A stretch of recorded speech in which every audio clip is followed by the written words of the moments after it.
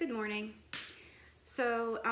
Today I wanted to share a couple of ideas and thoughts on the idea of growth mindset and fixed mindset, which might sound super academic-y and what we think about in school, but actually I want to take it to a different place that includes mindfulness and some Buddhist undertones, and specifically what I've learned from a female Buddhist monk. Her name is Pema Chodron.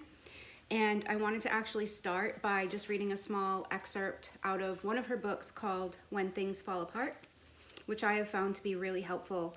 Actually got really angry when I first read this book, and I'll explain to you why.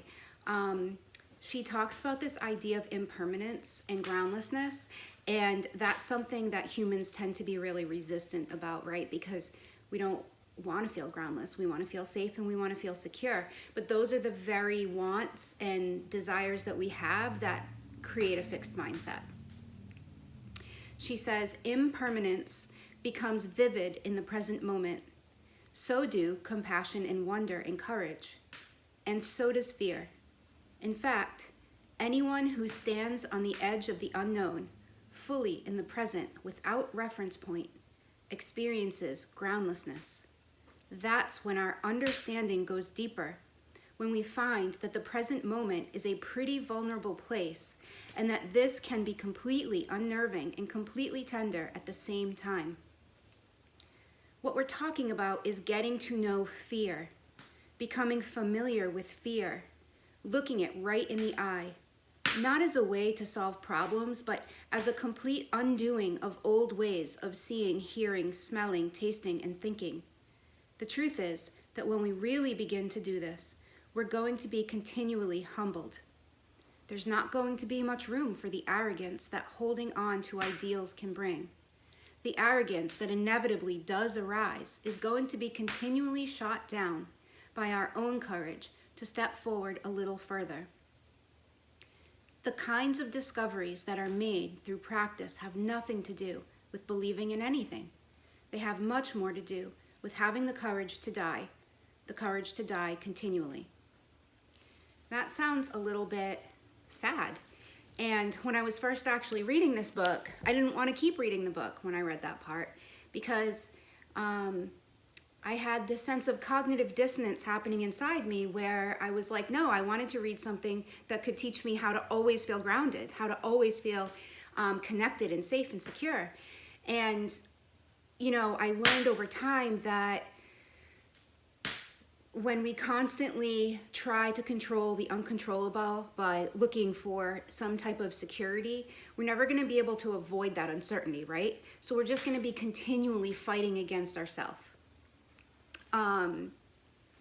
Instead, what we really should strive to do is to accept this idea of impermanence and accept it with kindness and compassion by being good to ourselves and good to other people.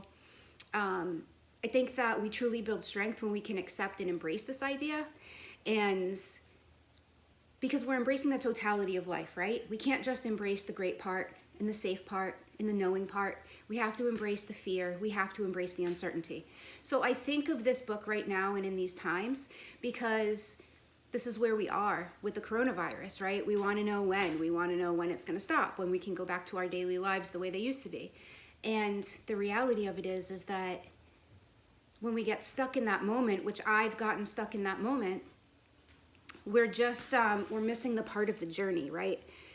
I know during times where I've had pretty extreme anxiety, I just wanted to wait for the anxiety to be over. When is it going to be over?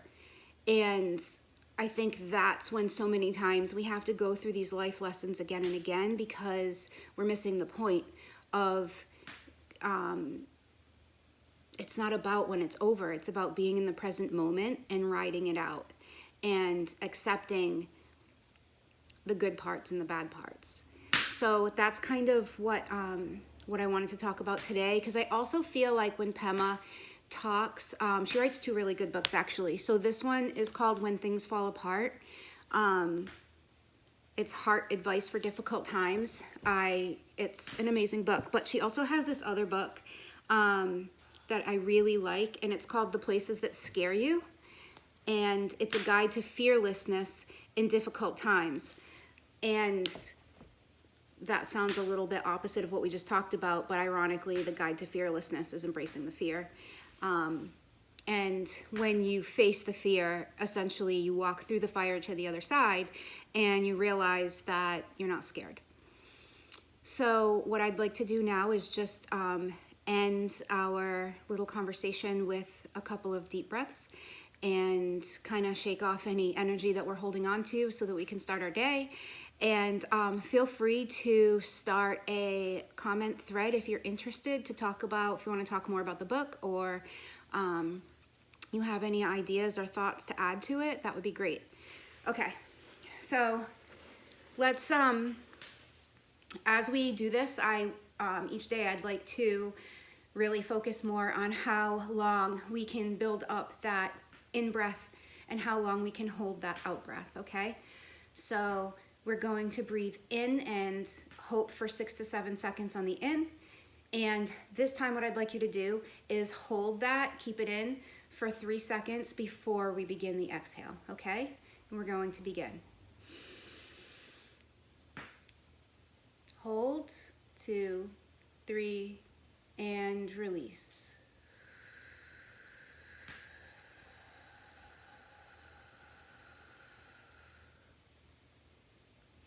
And inhale.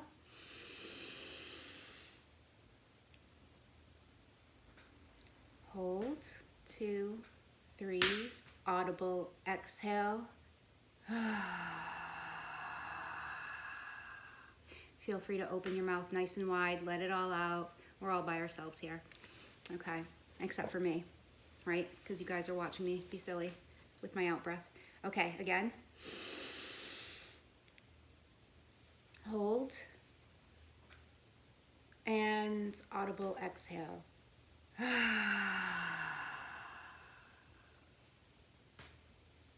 And again. Hold, 2, 3, audible exhale. On the next one, as we inhale, I want you to lift your shoulders up and we'll hold it, and then when we exhale, you're going back and you're dropping them down, okay? Are you ready? Inhale. Hold, 2, 3.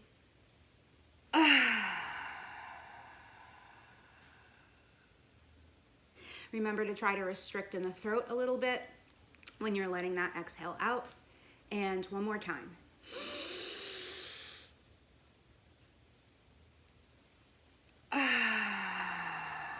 Shake out the body a little bit. Get the energy off the ends of your hands. Pull the hands. Pull the feet. If you want to pull the feet, pull the thumbs. Shake it off. Have a great day, guys.